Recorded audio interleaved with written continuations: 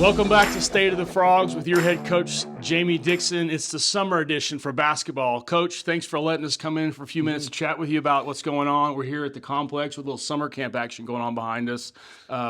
Before we get into this year's team, real quickly, a couple weeks ago, you were inducted into the College Hall of Fame, for the Southwest Conference.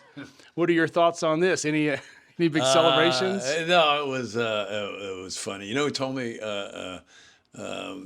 Jill came in and told me that Jill had told me, Jill Kramer, and so it was funny. She I pointed out that not many of us still around that played in the Southwest Conference. Probably you did. Did you know? I never made it quite. I was a few years after. Yes. Not quite. It's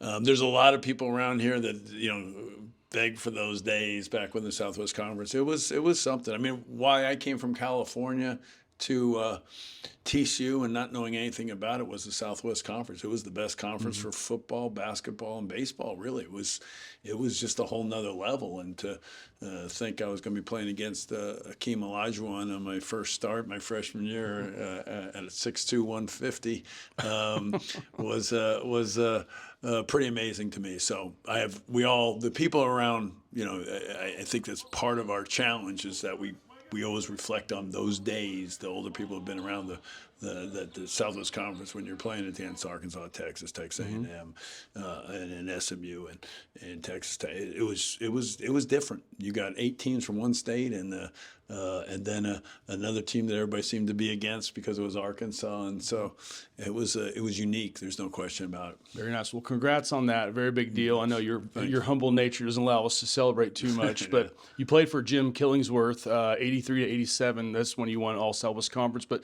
before we move on from this topic, tell us a little about Killer, if you can, for those who don't remember Killer. Killer, yeah. No, I mean, kind of a legend.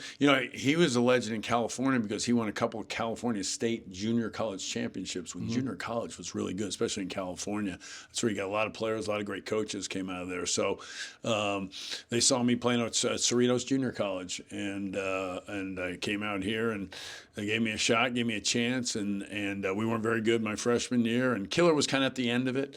He was older, had some health issues my 4 years, but we got really good as juniors and seniors and won 2 conference championships with kind of a core that just got older, got better, and brought in a couple junior college guys that helped us, and we all get together, now still today, and a good group of guys, and we get together for alumni weekend, and just saw one of my teammates a couple of weeks ago in California. So it's just he was hard, he was tough on you, and it was a different time. And I always tell the story though, in his final year of coaching was the first year of the 3-point shot.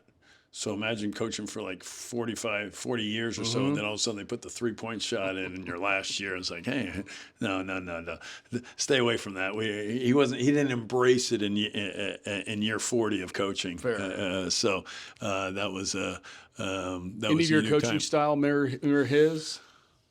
There's probably some principles. The game's changed so much. I mean, imagine, like we said, no 3-point shot. So, if you look at watching, everybody's just packed in. Everybody's outside. You weren't guarding the 3. I mean, it's just a completely different game. And they'd put the shot clock in. I think that first year too. I think it was 45 seconds. So, right. Different. So, I think the rebounding defense, yes, but you got to do it a whole different way. You certainly embraced the 3-point shot. Yeah, we have, and I think we're going to be a much better shooting team, a really good shooting team this year, and so that's something that it's a big part of it. We've got to be the better you are, the better your team's going to be, but inside out is what we really want to be great at. Very good. So we're about to embark on your 10th season here at TCU, number 10, Big Ten. A lot of new faces on this coming up team, and you've only started just now with first practice and meetings. What are your overall thoughts on the new group? I mean, we have 6 returning guys of scholarship guys and 7 new guys.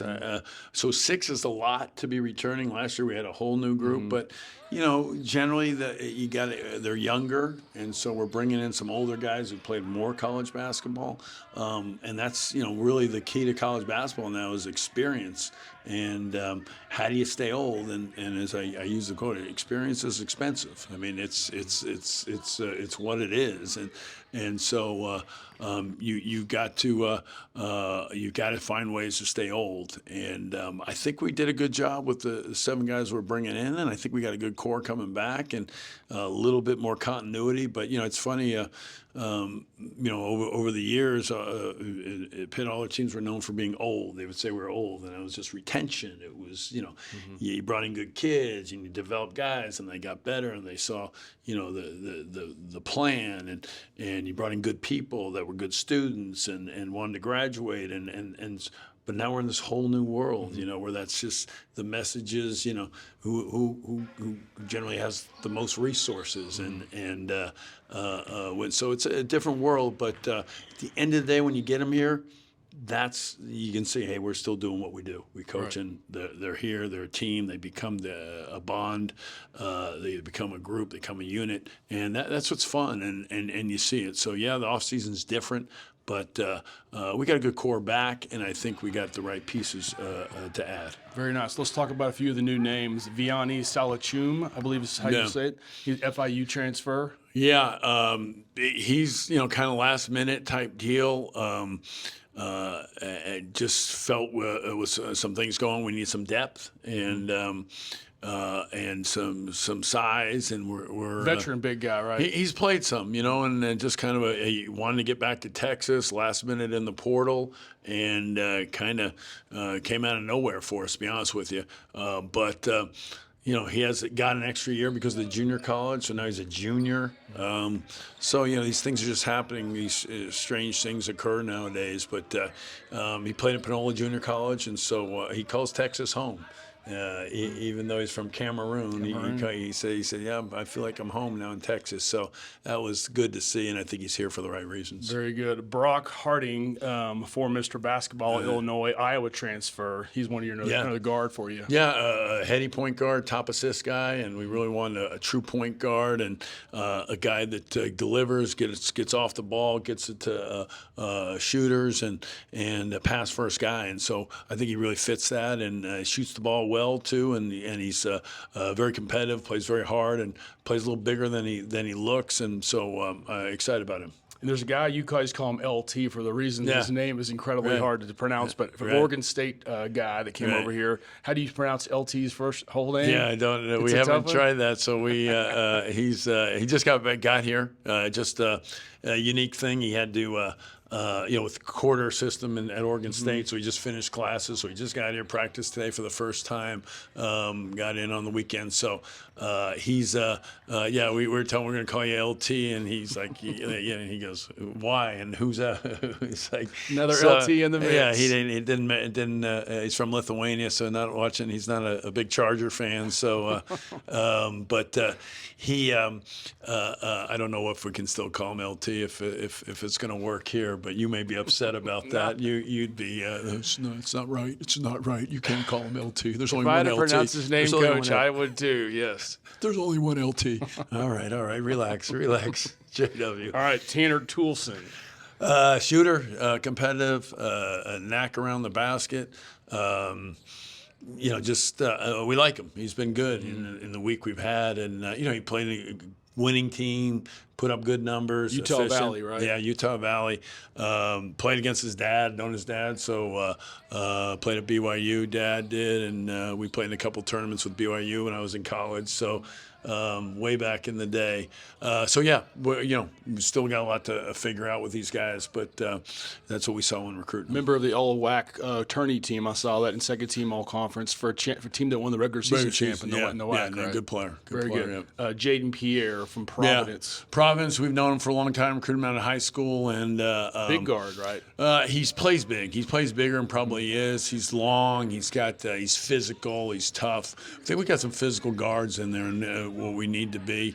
They need to be because we're not we'll be big across a pretty good lineup, but our guards are a little smaller.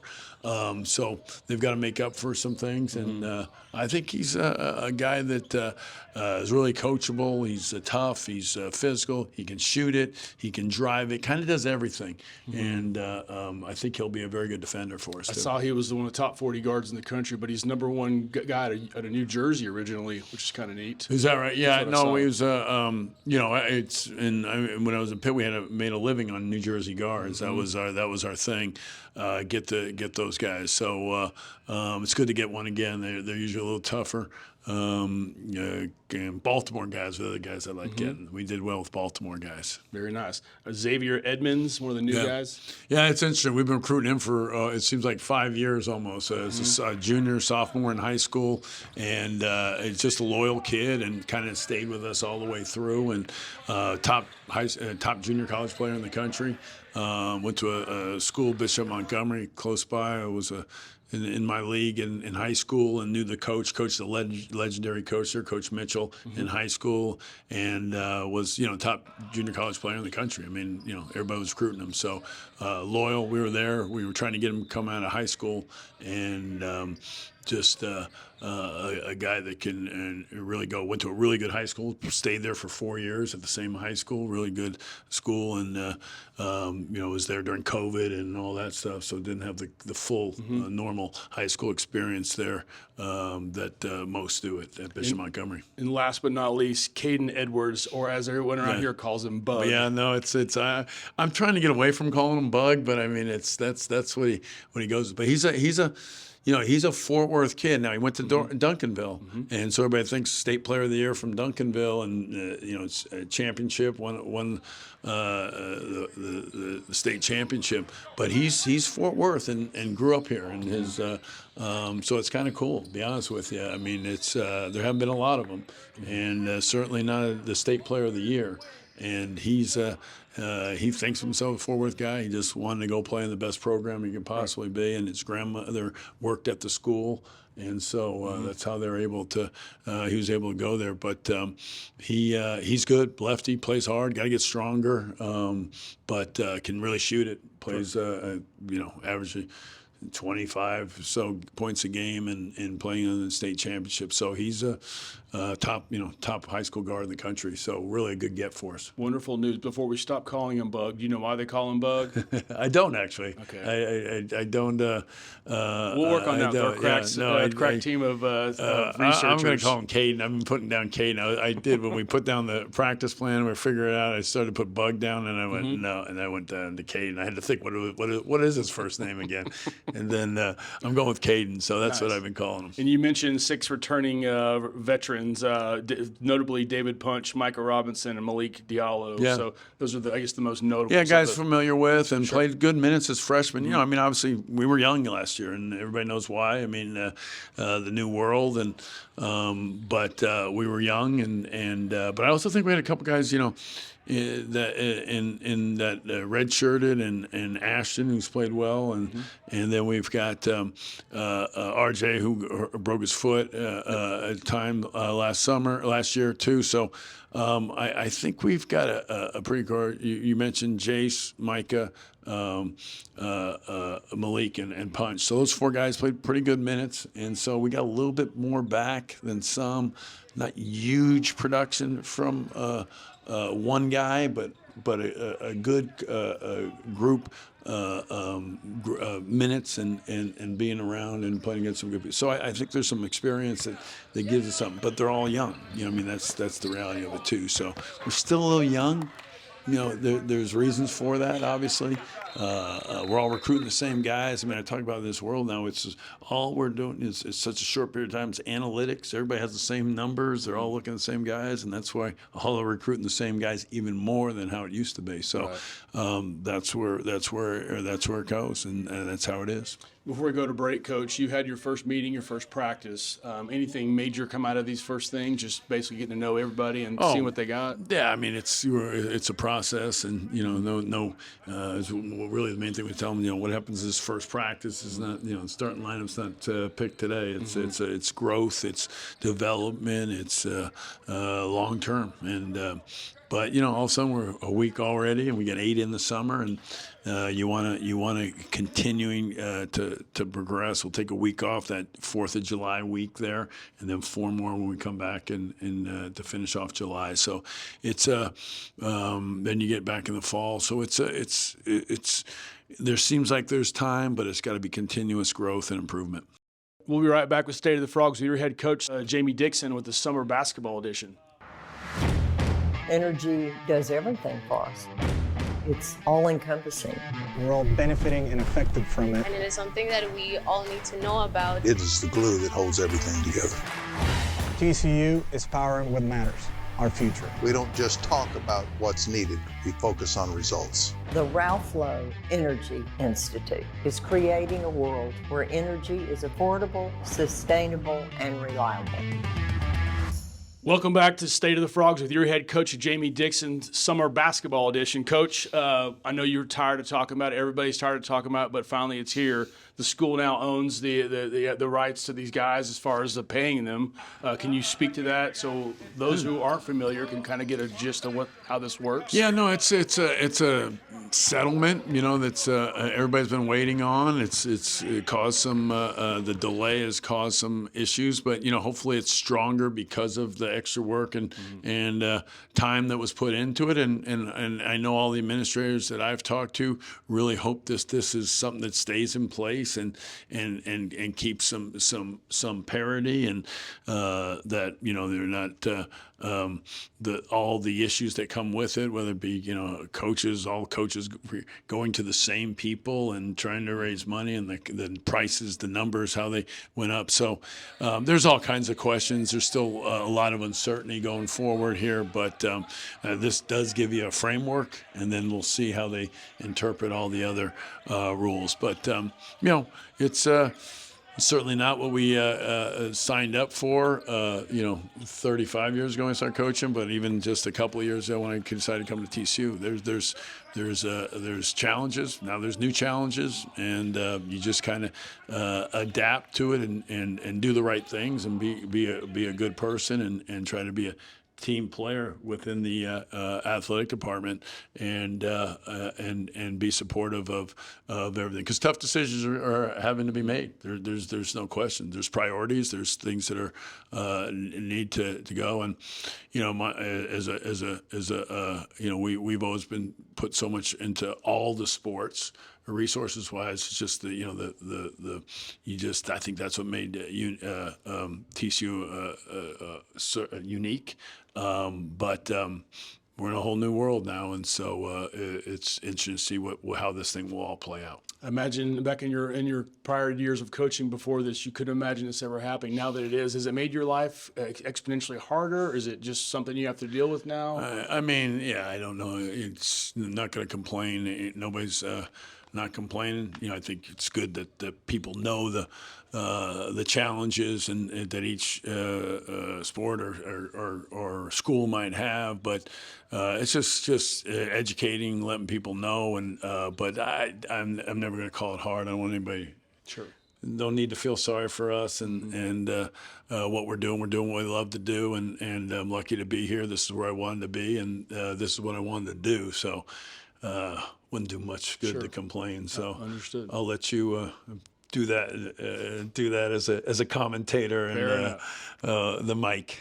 Would you with all that being said, does the NIL still exist in the capacity where people can give money to the student athletes? Does that still exist in the way that it was? I think we'll see. I think that the hope is what the administrators are saying and what the settlement says is, it needs to be true NIL, and we'll see what that plays out with Deloitte and I saw they just hired the guy from that's going to be in charge of overseeing that thing, the Major League Baseball. From there, I don't know of them, but so I mean, we're in a whole new world. I mean, everybody asks, like, who knows, who understands, who has experience in this? Well, no one does, because we're in a unique situation. But, the reality is, some might call it an NBA or an NFL, but really, there's no restrictions what we're dealing with now. There's no,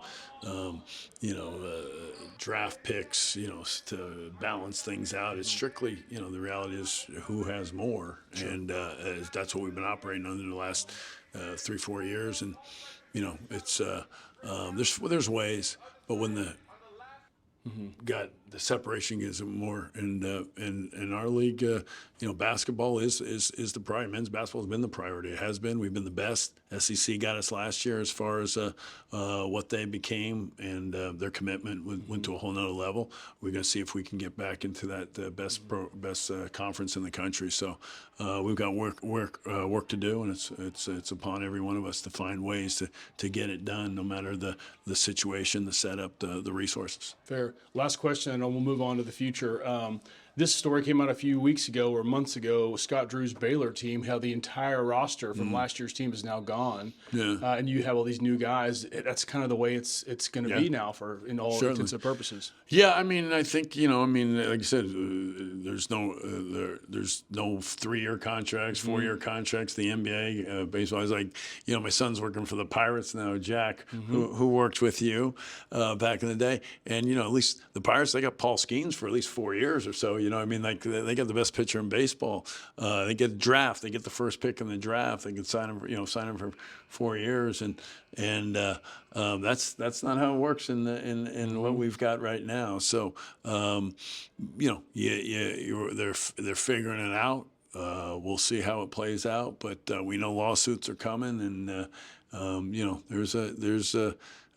we're in a situation where kids are going to do whatever they can to play 8-9 years of college athletics. So it's and old wins. So they're going to say that they're not for it until they can get somebody, no matter the circumstances, no matter their past history, no matter what charges, or they're going to find a way to get that older kid on the floor, whatever it may be, or on the field, or whatever it may be. So you got to make decisions, bring the right people in, and hope you can do the right things. And so I think at the end of the day, still doing the right things is most important. I think how we represent TCU is the most important thing. We never want to embarrass the university. Well, I'm glad we can still teach old dogs new tricks with this NIL stuff. Congrats on managing that. We're all excited to see where this goes. It's, obviously the money changed, and players deserve to be paid. It's just I think there's we all wish we knew what the rules were. Fair enough. All right. We'll be right back with State of the Frogs with your head coach, Jamie Dixon, with Summer Edition Basketball. Welcome to the Squire Shop. We are locally owned and operated since 1994. We specialize in the finest men's clothing that the market has to offer at affordable prices with unbelievable service. We do custom clothing all the way to more casual, Peter Millar, Johnny O, kind of everything. Well, my dad's the owner, so I've been around retail my whole life. Oh, it's great. I mean, it's the best boss I'll ever have. I know that. We love our TCU community. They have been so good to us. Come see us today. Go Frogs! Welcome back to State of the Frogs with your head coach, Jamie Dixon, our basketball summer edition. Coach, schedule for next year. Let's talk about that real quick. Yeah, working on it. Still, as you say, adding guys in the summer and putting the team together, and then the schedules are gone even later and later. We know who we're playing in conference. We just found that out the other day. Is that out there publicly? Was that announced? I don't believe it is so yet, who we're playing twice. So I guess I won't say it. And then, we're going to 18-game conference schedule. So we were 20 last year for a year. SEC goes to 18. All of a sudden they have the great year. And then we went to 20. So it's funny how that all worked out. I don't think that was a big impact on what happened to us being surpassed as being the #1 conference in basketball, men's basketball, for the last decade, the decade I've been here. But coincidence so we went to 18. we'll play one team, three teams twice, and then everybody else once. So that gives you the 18 games. And then we're figuring out we've obviously got that return game. Michigan's coming to our place. We're in they're a top team. They're getting the best transfers in the country. They're really all in up there. We've got the tournament we're playing in is best tournament in the country, I would say, of a 4-team field, probably the best tournament in the country in San Diego. So right there is what you want to know. We got obviously Florida's in there. They're pretty good. The rumors on their numbers and roster for this year is they're making a concerted effort to be good again. And then Wisconsin's in there too, as well as Providence. So, we're still working on a couple other games here too, as well. And but certainly we'll have another top 20 schedule in the country out of 364 teams that are fighting to be in the NCAA tournament. It's very exciting, Coach. Summer schedule for you guys and the team. Yeah, 8 weeks. 4th of July week, kind of take that as a little break it up. So we get 8 in our 9 weeks of summer school is how I kind of break it up. Everybody has a different calendar, but that's kind of how ours works out. Going this week, went last week. Kind of going to get everybody here to the end of this week with, like I said, a couple of transfers, guys come from different schools. So health had some guys out, but looking forward to it. Again, we'll go 5-on-5. We're working at 7 in the morning. We got camps going on. Thomas Monty does a great job of the camps. We've been sold out, 300 kids a week. That we've had the last couple of years. It's great. They have a great time with it. Recruiting, we go out on the road recruiting this week. So it's generally we practice Monday to Thursday, and then we go on the road recruiting Friday, Saturday, Sunday is generally what we do.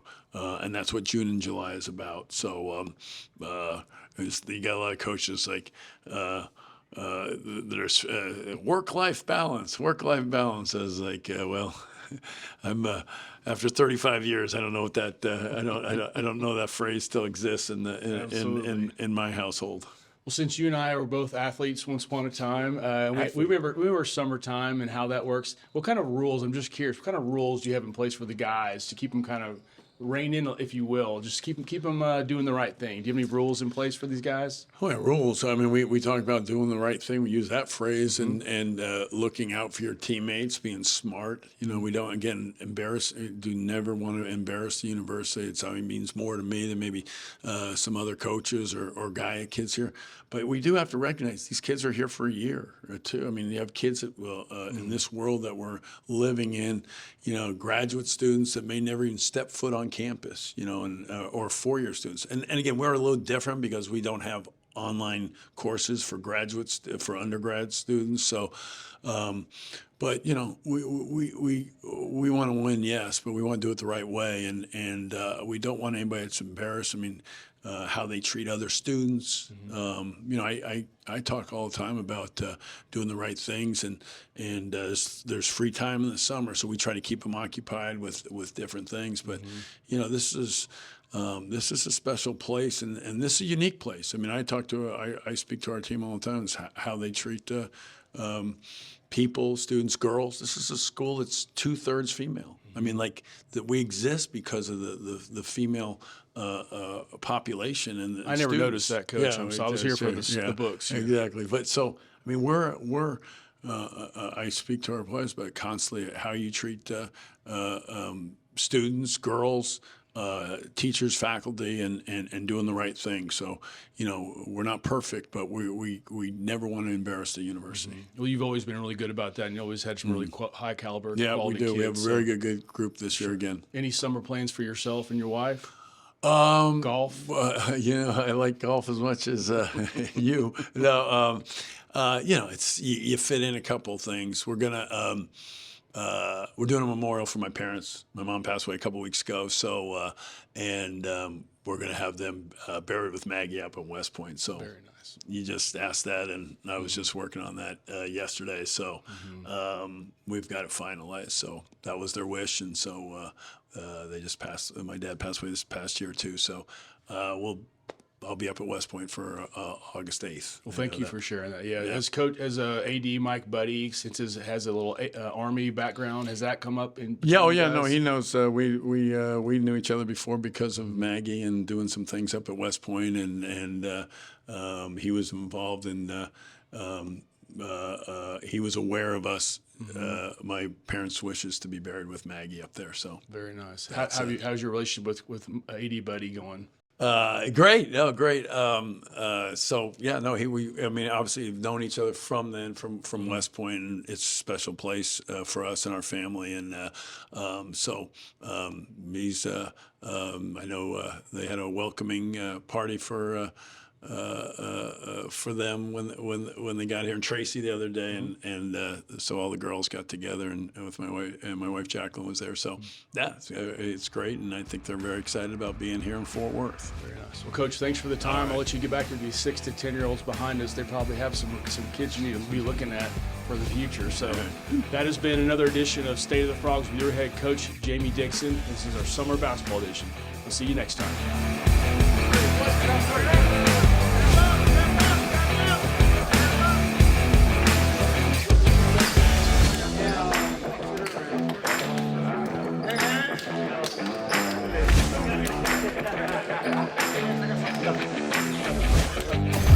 Roxo Media House.